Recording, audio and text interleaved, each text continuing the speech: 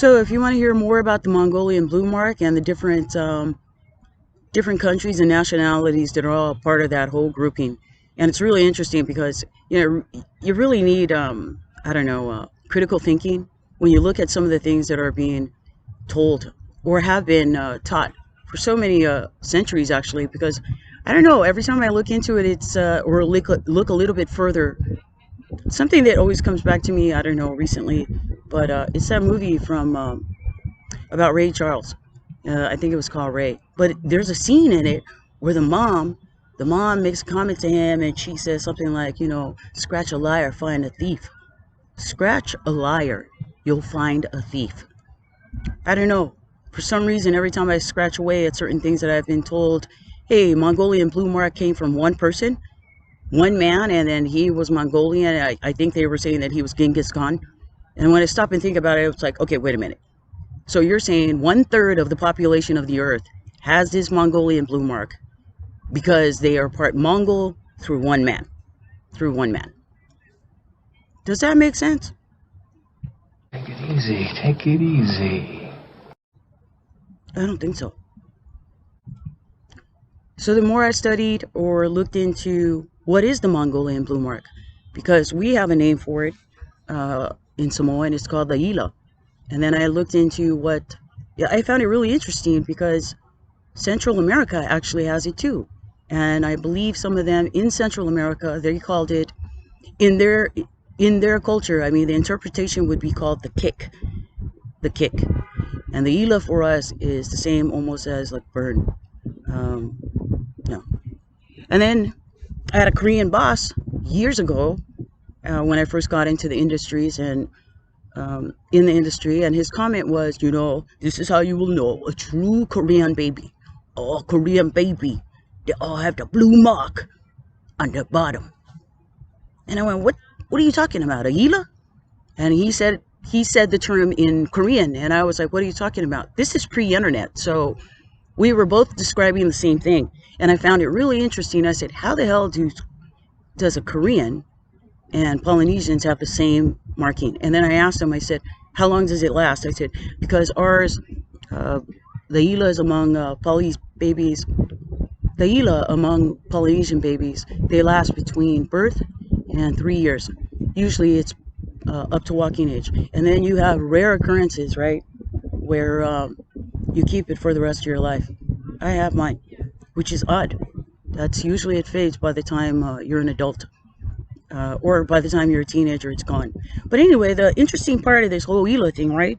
If you look at the majority of the population of the planet, and I couldn't believe, I went out with a friend of mine. We had dinner. I was telling her about the blue mark and how the more I looked into it, the more the information that was available got muddy. Just weird. Well, you're about to go into the snake pit. I could not go really further into the research on my own without stupid things happening to my computer.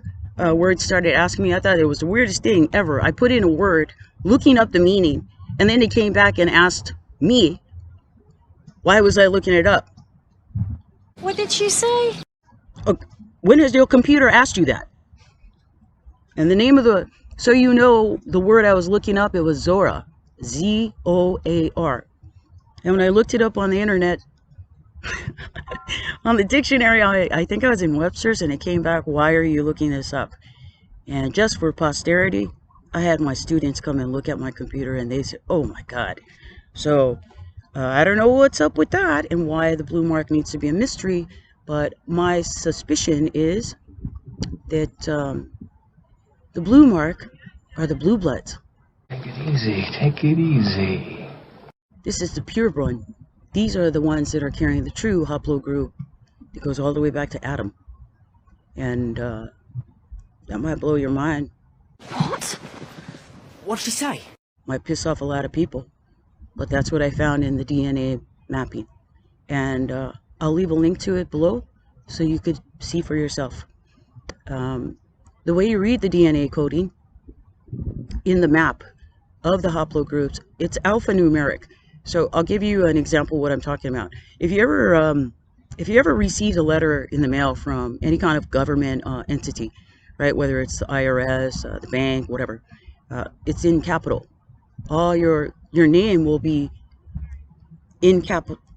Your name will be spelled in capitals only, just all uppercase. And that has, most people don't realize that's a straw man version of you, meaning you're not the letters on that piece of paper. You're you, your person. I am right here.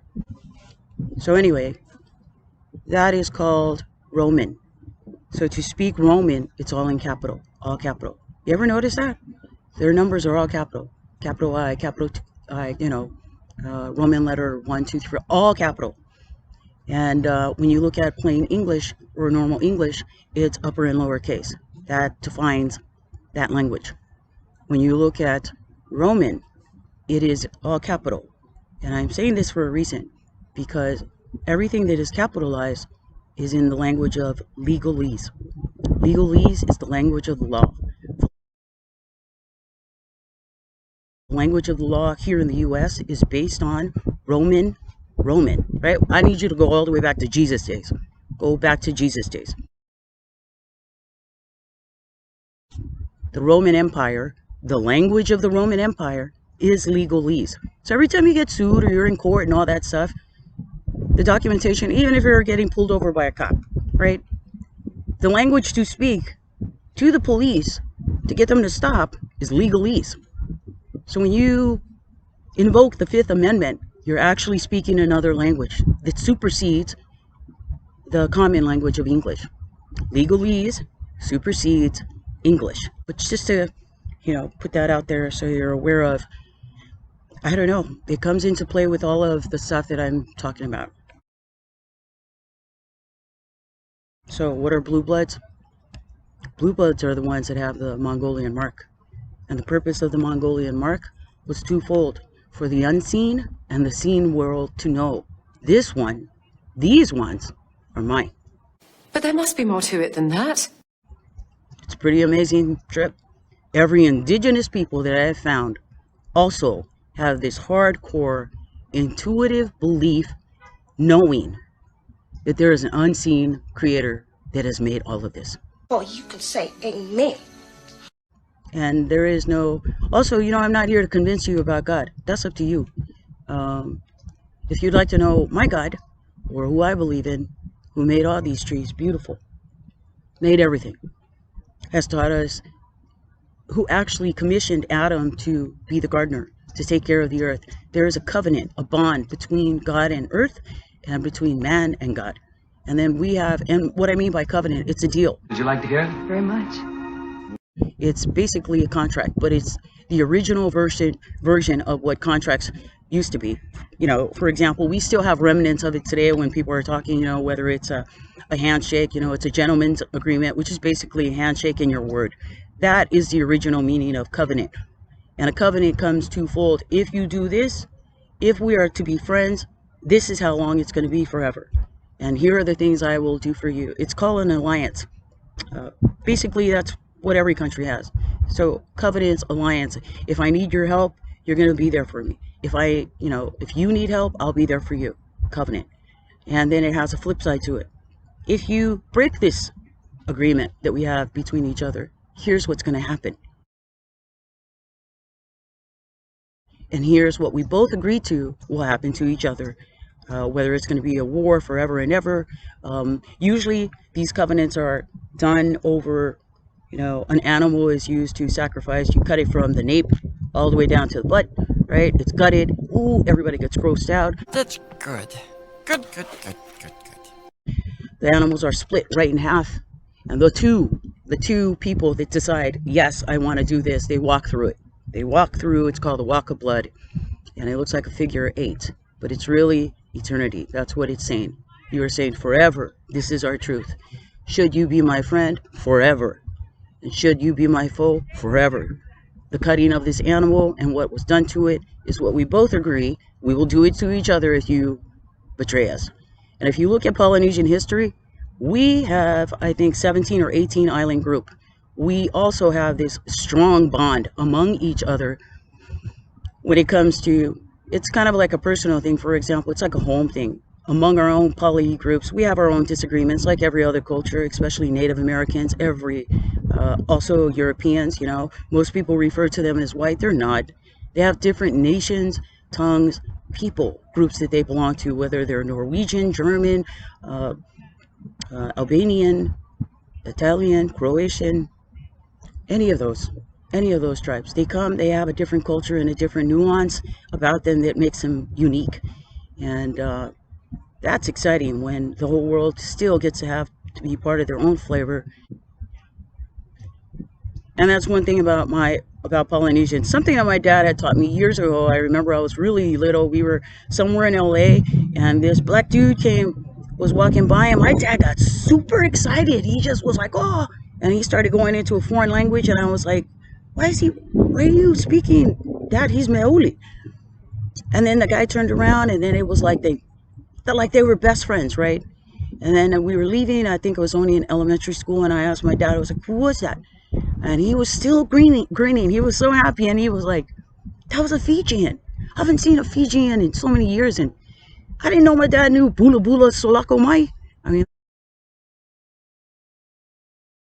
but if you want to hear more about this, especially the second journey of the migration of the Polys, I think it's pretty fascinating. This is it. This must be it. And I'm so proud to be part of it, right? 3,500-year-old bloodline. Pretty fascinating today. And for the Hawaiians, I'll say a shout out, mahalo.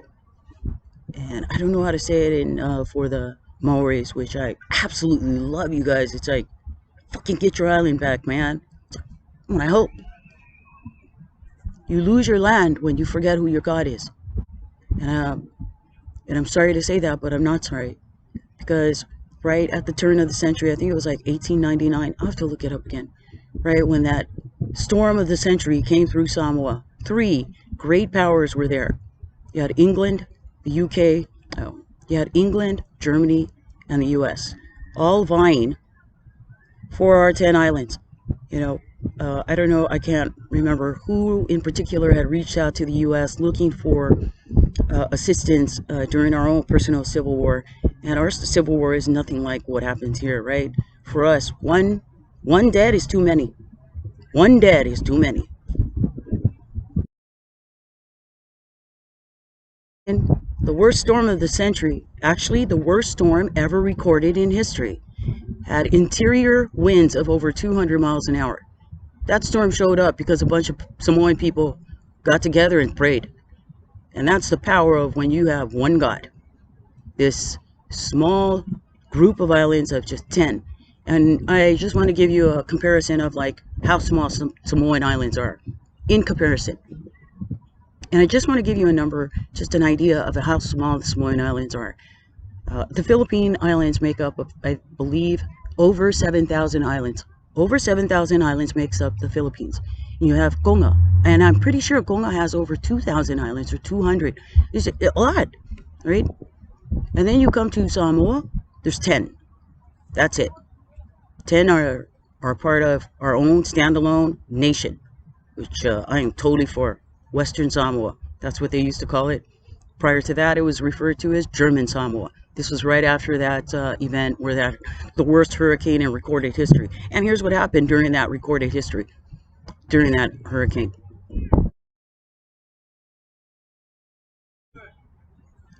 And those sailors that were dying and all the cargo was floating, or lost. Here's what the Samoans did. They stopped their disagreement, went out swam out to sea, 200-mile-an-hour hurricane. Got that? Wind on the interior. Saved every Irish, Scottish, Welsh, and English sailor that had showed up on those vessels to parcel out the Samoan Islands. There's only 3 things Samoans sing about the most in order, I think. The most 3. Who's our God? We talk about our land. We talk about our people. And love for Ainga, right? It's usually the top 4. Our God, our land, our people, Tomo Samoa, Tene Samoa. It's all about stand up and know who your God is. When you know who your God is, It says it. It's a promise. It says, if my people would turn from their wicked ways. What are your wicked ways? It's just doing your thing versus doing his thing. That's all it is, right? When your thing is supersedes God's will, then it's your thing. So when he says, when you turn away from doing your thing and you start doing my thing and you ask for forgiveness, I will heal your land. That's a promise. And that's what he did. And so I thought that was a big, oh shit. You know, you talk about force majeure. There's some force majeure right there. When God shows up with the worst hurricane in recorded history, and then the Samoan people go out and save all the people that came to with the intentions of taking over our islands, saving them and their cargo too, and then leaving you alone. You know, I think that had a major impact on a lot of those sailors. Like, who the fuck are these people? Not only did they not fight us, they knew what we were coming to do. They saved us. That's how you do it. Around the world, starting, you know, post-COVID, even during COVID, right? And China being, I don't know what they're talking about, or all the things that are being said about China right now. So I think it was about 2 years ago when there was an acid-based agreement, infrastructure that would have completely annihilated Samoa. We would have been part of China had the deal gone through with creating an outpost out of the Samoan Islands, the Western Samoan Islands, for China. And not really understanding, I don't think a lot of people really understood what that meant. If you create an outpost on a different island, you suddenly, and that island or those group of people owe you money, it's now a debt-based society. That culture, that island is no longer their own. They're owned by whoever built that infrastructure. That's not going to happen. And here's the crazy part. Right before the deal went through, I couldn't believe how many polys all over. I mean, Tongans too? I was like, come on. It was like, oh, kafefe. And people out of Maori saying, no, no, no, this is the mother island. Y'all can't go down. And I was like, oh my God. You talk about prayer? Everybody was praying. And what happens? COVID happened. And the deal was off. And 10 islands, really 5, said, you know what? We don't want to do a deal with you guys. Something's off here. And that's something I love about Samoan culture. It's like we are very opinionated when it comes to no. What you're going to do? If you're unaware about the Mau movement, this is also something that was really big out of New Zealand. And it wasn't New Zealand per se. It's, you know, you have to peel that back. Who's in charge of that? And I'll take you all the way to the crown. Go all the way back to England. There's a lot of terrible history, I believe, considered terrible. What happened to our Usos in, I refuse to call that island that name. Name of that island, both of them, north and south, right? But how they were forced, a lot of the Maoris were forced to go to, I believe it was France. It was between the French, yeah, they had to build these bunkers underneath enemy line, between the line of, you know, Germany and France during that war. The ones who built those underground by hand tunnels were Maoris. And that history, I had never heard anyone tell that history. I found it on my own. So strength to the Uso, strength to all those, even those in Niue and New Caledonia, Tokelau. It's like, do your history, man. You need to come together as one. You know, and the reason why I'm bringing this up too is I gave a speech at Flag Day, I think about 20 years ago. The meeting ground, the Mecca ground for anybody Polynesian. He came here every summer, and we celebrate Flag Day and play cricket. And my dad was part of the cricket team, so were my uncles. Just great memories growing up in Victoria Park. But something about that. One day I had an epiphany. It was like I could see what was happening to our islands. It's like they're slipping away. They're slipping away. And I wrote a speech, and it was called Samoana Alamai. That speech ended up printed somewhere in Samoa. Some cousins of mine on my mama's side showed me, and they were like, dude, they printed it. And I was so excited, and the whole family was like, hey man, when are you going to finish that book? Well, check it out. It takes me a long time because I have a real job, and doing the research, making sure that all the facts are correct. It's been too long. It's been a long time. So I figured, you know what? If I have this platform and people want to hear, I'll tell you the story. This is what I found. And it will blow your mind. When you find out who you are, you will walk different. When I found out you will walk different. See you next time.